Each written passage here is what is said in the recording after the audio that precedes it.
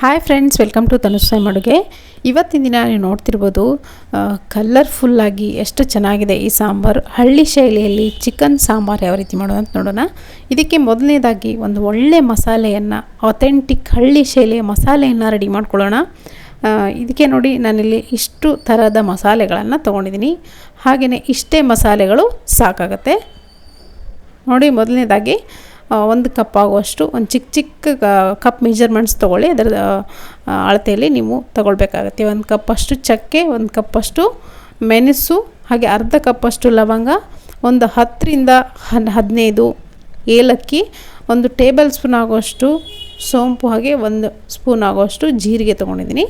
ಜೊತೆಗೆ 2 ಕಪ್ ಆಗುವಷ್ಟು ಧನಿಯಾ ಕಾಳನ್ನು ತೊಗೊಂಡು ಚೆನ್ನಾಗಿ ಹುರ್ಕೋಬೇಕು. ಡ್ರೈ ರೋಸ್ಟ್ ಮಾಡ್ಕೋಬೇಕು.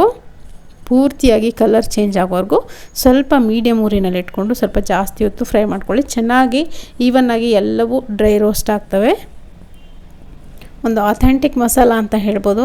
ಈ ಥರ ಮಸಾಲೆಯನ್ನು ಜಾಸ್ತಿ ಪ್ರಮಾಣದಲ್ಲಿ ನೀವು ಮಾಡಿ ಇಟ್ಕೊಂಡ್ರೆ ಮನೆಯಲ್ಲಿ ಯಾವಾಗಲೇ ನಾನ್ ವೆಜ್ ಮಾಡಿದ್ರು, ಇದು ಮಟನ್, ಚಿಕನ್ ಯಾವುದಕ್ಕೂ ಕೂಡ ಸೂಟ್ ಆಗುತ್ತೆ.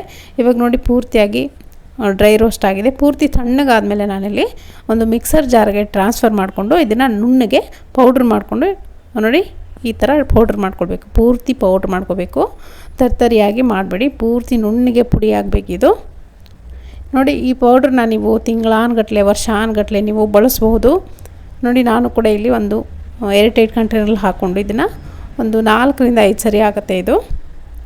ಇವಾಗ ಮತ್ತೊಂದು ಮಸಾಲೆಯನ್ನು ರೆಡಿ ಮಾಡ್ಕೊಳ್ಳೋಣ. ನಾನು ಒಂದು ಪ್ಯಾನ್ ತೊಗೊಂಡಿದ್ದೀನಿ. ಇದಕ್ಕೆ ನೋಡಿ, ಒಂದು 2 ಗೆಡ್ಡೆ ಬೆಳ್ಳುಳ್ಳಿ, 1 ಇಂಚಿನಷ್ಟು ಶುಂಠಿ, ಒಂದು 2 ಟೊಮೆಟೊ, ಹಾಗೆ 1 ಈರುಳ್ಳಿನ ಕಟ್ ಮಾಡಿಕೊಂಡು ಪ್ಯಾನಲ್ಲಿ ಹಾಕ್ಕೊಂಡು ಚೆನ್ನಾಗಿ ಫ್ರೈ ಮಾಡ್ಕೊಳ್ತಿದ್ದೀನಿ. ಬೇಕಿದ್ರೆ ಎಣ್ಣೆ ಹಾಕ್ಕೊಂಡು ಫ್ರೈ ಮಾಡ್ಕೊಳ್ಳಿ, ಇಲ್ಲಾಂದರೆ ಹಾಗೆಯೇ ನೀವು ಫ್ರೈ ಮಾಡ್ಕೊಬೋದು. ಸ್ವಲ್ಪ ನಾನಿಲ್ಲಿ ಎಣ್ಣೆಯನ್ನು ಬಳಸಿ ಫ್ರೈ ಮಾಡ್ಕೊಳ್ತಾ ಇದ್ದೀನಿ ನೋಡಿ. ತುಂಬ ಜಾಸ್ತಿ ಏನು ಫ್ರೈ ಮಾಡೋ ಅಗತ್ಯ ಇಲ್ಲ. ಜಸ್ಟ್ ಟ್ರಾನ್ಸ್ಪರೆಂಟ್ ಆದರೆ ಸಾಕು, ಕಲರ್ ಚೇಂಜ್ ಆದರೆ ಸಾಕು.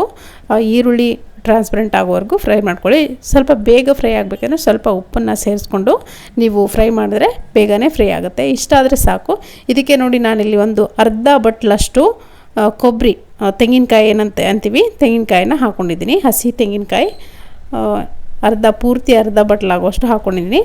ಜಸ್ಟು ಬಿಸಿ ಆದರೆ ಸಾಕೋದು. ಇವಾಗ ಇದನ್ನು ಕೂಡ ತಣ್ಣಗಾದ್ಮೇಲೆ ಮಿಕ್ಸರ್ ಜಾರ್ಗೆ ಹಾಕ್ಕೊಂಡು ನುಣ್ಣಗೆ ರುಬ್ಕೋಬೇಕು. ಈ ಥರ ನುಣ್ಣಗೆ ರುಬ್ಕೊಂಡು ಇಟ್ಕೊಂಡಿದ್ದೀನಿ. ಇವಾಗ ಒಂದು ಕುಕ್ಕರನ್ನು ತೊಗೊಂಡಿದ್ದೀನಿ ನಾನು ನೋಡಿ. ಕುಕ್ಕರಿಗೆ ಒಂದು 3ರಿಂದ 4 ಟೇಬಲ್ ಸ್ಪೂನ್ ಅಷ್ಟು ಎಣ್ಣೆ ಹಾಕ್ಕೊಂಡಿದ್ದೀನಿ. ಜಸ್ಟ್ ಒಗ್ಗರಣೆಗೋಸ್ಕರ ಅಂತ ಈರುಳ್ಳಿ ಹಾಕ್ಕೊಳ್ತಾ ಇದ್ದೀನಿ. ನೀವು ಬೇಕಿದ್ರೆ ಸ್ಕಿಪ್ ಮಾಡ್ಬೋದು ಈರುಳ್ಳಿನ, ಅಥವಾ ಜಾಸ್ತಿ ಕೂಡ ಹಾಕೋಬೋದು. ಜಸ್ಟ್ ಒಗ್ಗರಣೆಗೋಸ್ಕರ ಒಂದು ಅರ್ಧದಷ್ಟು ಈರುಳ್ಳಿನ ಸಣ್ಣದಾಗಿ ಕಟ್ ಮಾಡ್ಕೊಂಡು ಹಾಕ್ಕೊಂಡಿದ್ದೀನಿ. ಇದಕ್ಕೆ ನೋಡಿ, ಡೈರೆಕ್ಟಾಗಿ ನಾನು ಒಂದು 3/4 kg ಆಗೋಷ್ಟು ಚಿಕನ್ ತೊಗೊಂಡಿದ್ದೀನಿ. ಚಿಕನ್ನ ಕ್ಲೀನ್ ಮಾಡಿ ವಾಶ್ ಮಾಡ್ಕೊಂಡು ಇಟ್ಕೊಂಡಿದ್ದೀನಿ. ಇದನ್ನು ಡೈರೆಕ್ಟಾಗಿ ಎಣ್ಣೆಯಲ್ಲಿ ಹಾಕ್ಕೊಂಡು ಫ್ರೈ ಮಾಡಬೇಕಾಗತ್ತೆ. ಸೊ ಪೂರ್ತಿಯಾಗಿ ಚಿಕನ್ ಹಾಕ್ಕೊಂಡು ಒಂದು ಮೇಲ್ಗಡೆ ಇರುವಂಥ ಲೇಯರ್ ಏನಿರುತ್ತೆ ನೋಡಿ, ಕೋಟಿಂಗು, ಅದೆಲ್ಲವೂ ಪೂರ್ತಿಯಾಗಿ ಬೇಯಬೇಕು. ಅಲ್ಲಿವರೆಗೂ ನೀವು ಇದನ್ನು ಫ್ರೈ ಮಾಡ್ಕೋಬೇಕು. ಸ್ಪೂನಿಂದ ಈ ಥರ ತಿರುಗಿಸ್ತಾ ಫ್ರೈ ಮಾಡ್ಕೊಳ್ಳಿ. ಎಣ್ಣೆಯಲ್ಲಿ ಈವನ್ನಾಗಿ ಬೇಯೋ ಥರ ಫ್ರೈ ಮಾಡ್ಕೊಳ್ಳಿ. ಸೊ ನೋಡಿ ಫ್ರೆಂಡ್ಸ್, ನಾನು ಸುಮಾರು ಚಿಕನ್ ರೆಸಿಪಿಗಳನ್ನು ಹಾಕ್ತಾಯಿದ್ದೀನಿ. ನಿಮಗೆಲ್ರಿಗೂ ತುಂಬಾ ಇಷ್ಟ ಆಗ್ತಿದೆ, ತುಂಬ ಇಷ್ಟಪಡ್ತಿದ್ದೀರಾ. ಇದೇ ಥರ ಸಪೋರ್ಟ್ ಮಾಡ್ತಾಯಿರಿ. ಇದೇ ಥರ ಸುಮಾರು ವೀಡಿಯೋಸ್ಗಳು ನಮ್ಮ ಚಾನಲ್ ಆಲ್ರೆಡಿ ಇದೆ. ನೋಡಿಲ್ಲ ನೀವು ಅದನ್ನ ಯಾವುದನ್ನು, ಒಂದ್ಸರಿ ನಮ್ಮ ಚಾನಲ್ನ ವಿಸಿಟ್ ಮಾಡಿ, ನಿಮ್ಗೆ ಗೊತ್ತಾಗುತ್ತೆ ನೋಡಿ. ಕುಕ್ಕರ್ ನಮಗೆ ಸಾಲಲ್ಲ ಅಂದ್ಕೊಂಡು ಮತ್ತೆ ನಾನು ದೊಡ್ಡ ಕುಕ್ಕರನ್ನ ಇಟ್ಕೊಂಡೆ. ಇದಕ್ಕೆ ನೋಡಿ, ಸ್ವಲ್ಪ ಅರಿಶಿನ ಪುಡಿ, ಉಪ್ಪು ಹಾಕ್ಕೊಂಡು ಮತ್ತೆ ಇದನ್ನು ಚೆನ್ನಾಗಿ ಫ್ರೈ ಮಾಡ್ಕೊಳ್ತಾ ಇದ್ದೀನಿ.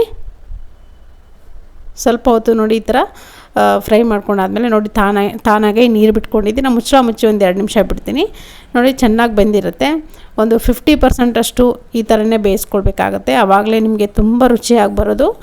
ಹಳ್ಳಿಗಳ ಕಡೆ ಎಲ್ಲ ಇದೇ ಥರ ಮಾಡ್ತಾರೆ. ತುಂಬ ರುಚಿಯಾಗಿರುತ್ತೆ ಸಾಂಬಾರು.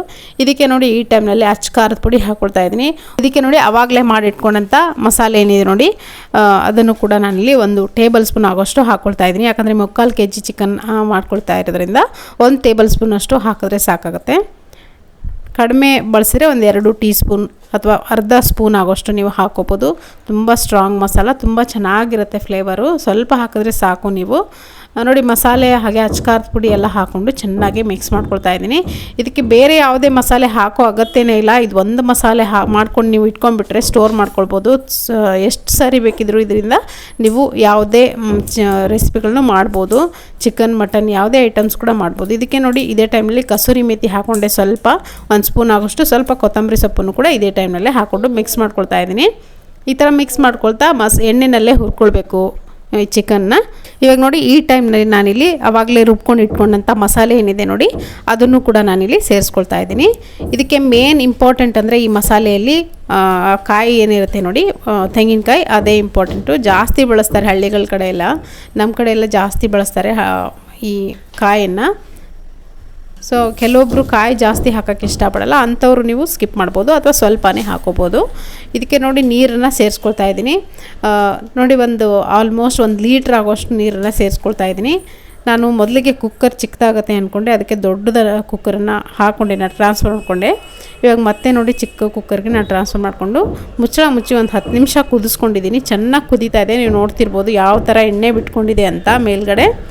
10 ರಿಂದ 15 ನಿಮಿಷ ಚೆನ್ನಾಗಿ ಕುದಿಸಿದ್ರೆ ನೋಡಿ ಈ ಥರ ಚೆನ್ನಾಗಿ ಕುದ್ದು ಮೇಲ್ಗಡೆ ಎಣ್ಣೆ ತೇಲ್ತಾ ಇರುತ್ತೆ. ಆವಾಗ ನೀವು ಅಂದ್ಕೊಳ್ಳಿ ಚೆನ್ನಾಗಿ ಚಿಕನ್ ಬೆಂದಿದೆ, ಚೆನ್ನಾಗಿ ನಾವು ಹಾಕಿರುವಂಥ ಮಸಾಲೆ ಕೂಡ ಬೆಂದು ನಮಗೆ ಸೂಪರ್ ಟೇಸ್ಟಿಯಾಗಿರುವಂಥ ಹಳ್ಳಿ ಶೈಲಿಯಲ್ಲಿ, ಹಳ್ಳಿ ವಿಧಾನದಲ್ಲಿ ಚಿಕನ್ ಸಾಂಬಾರು ರೆಡಿಯಾಗಿದೆ ಅಂತ. ತುಂಬಾ ರುಚಿಯಾಗಿರುತ್ತೆ. ಸೊ ನೋಡಿದ್ರಲ್ಲ, ವಿಲೇಜ್ ಸ್ಟೈಲ್ನಲ್ಲಿ ಸಖತ್ ಟೇಸ್ಟಿಯಾಗಿರುವಂಥ ಚಿಕನ್ ಸಾಂಬಾರು ಯಾವ ರೀತಿ ಮಾಡೋದು ಅಂತ ಖಂಡಿತ ಟ್ರೈ ಮಾಡಿ. ಇವತ್ತಿನ ರೆಸಿಪಿ ನಿಮಗೆ ಇಷ್ಟ ಆಗಿದೆ ಅಂದ್ಕೊಳ್ತೀನಿ. ಇಷ್ಟ ಆಗಿದ್ರೆ ಒಂದು ಲೈಕ್ ಮಾಡೋದನ್ನು ಮರಿಬೇಡಿ. ಹಾಗೆ ನಮ್ಮ ಚಾನಲ್ಗೆ ಯಾರು ಸಬ್ಸ್ಕ್ರೈಬ್ ಮಾಡ್ಕೊಂಡಿಲ್ವೋ ದಯವಿಟ್ಟು ಸಬ್ಸ್ಕ್ರೈಬ್ ಮಾಡ್ಕೊಳ್ಳಿ. ಫೇಸ್ಬುಕ್, ಇನ್ಸ್ಟಾಗ್ರಾಮಲ್ಲೂ ಕೂಡ ನಮ್ಮನ್ನು ಫಾಲೋ ಮಾಡಿ. Thank you.